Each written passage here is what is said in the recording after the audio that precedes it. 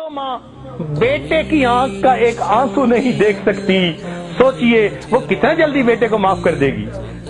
ماں کو منانے کے لیے چل کے آنا پڑتا ہے، معافی مانگنی پڑتی ہے، پاؤں پکڑنے پڑتے ہیں، آنکھوں سے آنسو بہانے پڑتے ہیں۔ مگر ایک ذات اور بھی ہے، اگر ایک بندہ ساری زندگی گناہ کرتا رہے مگر اپنے گناہوں پر کہیں بیٹھے بیٹھے دل میں نادم اور شرمندہ ہو جائے، حدیث پاک میں آتا ہے الندم توبۃ، دل میں نادم اور پریشان ہو گیا، دل میں پشیمان ہو گیا، زبان سے فکرہ نہیں بولا، زبان سے معافی نہیں مانگی، چل کے مسجد کی طرف نہیں آیا، وہ پروردگار کتنا کریم ہے، فقط دل کی ندامت پر اس بندے کے گناہوں کو معاف فرما دیتا ہے۔ تو معلوم ہوا کہ جتنا اس دنیا میں اللہ تعالیٰ کو منانا آسان ہے، کسی کو منانا اتنا آسان ہے، اس لیے کہ جو محبت اللہ تعالیٰ کو بندے کے ساتھ ہے وہ محبت کسی کو بندے کے ساتھ ہے۔ اس دنیا میں ہر کوئی نیکوں سے پیار کرتا ہے، ہر کوئی اچھوں سے پیار کرتا ہے، بروں سے پیار کرنے والی ایک ماں ہے۔ اولاد بگڑ جائے وہ کہے گی یہ نصیب بچوں کے، میں تو ماں ہوں، میں کیا کروں۔ بروں سے محبت کرنے والی اس دنیا میں اگر کوئی ہستی دیکھنی ہے تو وہ ماں کی ہستی ہوتی ہے۔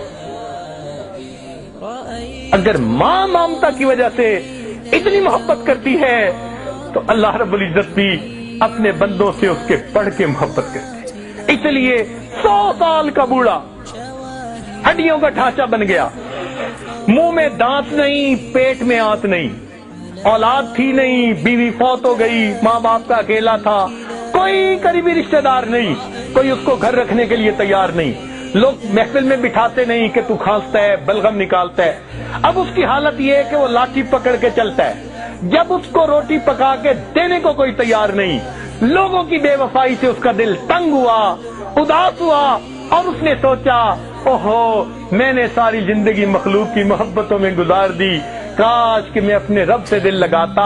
اس 100 سال کی عمر میں لاٹھی پکڑ کے اپنی جھکی کمر کے ساتھ کانپتا ہوا اگر وہ اپنے رب کے در کی طرف چلتا ہے تو اللہ رب العزت اس بندے کو تانا نہیں دیتے، تو نے اپنا جمال کہاں ضائع کیا، اپنا مال کہاں ضائع کیا، کیا ہے تمہارے پلے، اب تمہیں یہ وقت یاد آیا۔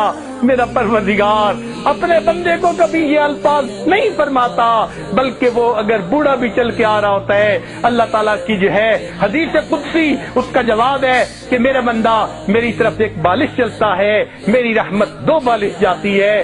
اگر وہ چل کے آتا ہے وَإِنْ أَتَانِي يَمْشِي أَتَيْتُهُ هَرْوَلًا، میرا بندہ چل کے آتا ہے، میری رحمت بندے کی طرف دوڑ کے جاتی ہے۔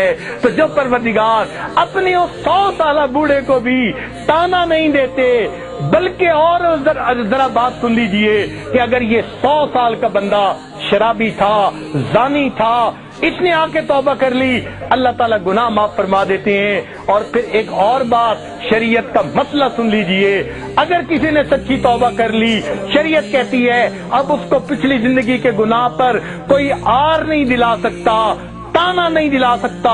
حدیث پاک میں ہے اگر کوئی بندہ گزری ہوئی زندگی کے گناہ کا کسی کو توبہ کے بعد تانا دے گا، اللہ تعالیٰ اس بندے کو موت نہیں دیں گے جب تک اسی گناہ کی ذلت میں گرفتار نہیں فرما دیں گے۔ میرے بندے نے توبہ کر لی، تم کون ہوتے ہو تانا دینے والے؟ سبحان اللہ، وہ کتنا بڑا پروردگار ہے۔ اس لیے ہم اپنے دلوں کی گہرائیوں سے آج سبق کو یاد کر لے، اپنے ایمان کو مضبوط سے اثبت کر لے۔ ہمارا اس دنیا میں پالنے والا اللہ رب العزت ہے۔ اپنی امیدیں اللہ سے لگائیے، اپنی ضرورتیں اللہ تعالیٰ کے سامنے پیش کیجئے، اپنی پریشانیاں اللہ تعالیٰ کے حضور پیش کیجئے۔ ہر بندے کے سامنے اپنی زندگی کے حالات کو کھولتے پھرنا یہ زیب نہیں دیتا۔ ہر بندے کو بیماری نہیں بتائی جاتی، فقط ڈاکٹروں کو بتائی جاتی ہے، اسی طرح حالات ہر بندے کو نہیں بتائے جاتے۔ اللہ تعالیٰ کے سامنے ان حالات کو پیش کیجئے، اللہ سے لو لگائیے، دیکھیے وہ پروردگار کس طرح ہماری دعاؤں کو قبول فرماتا ہے۔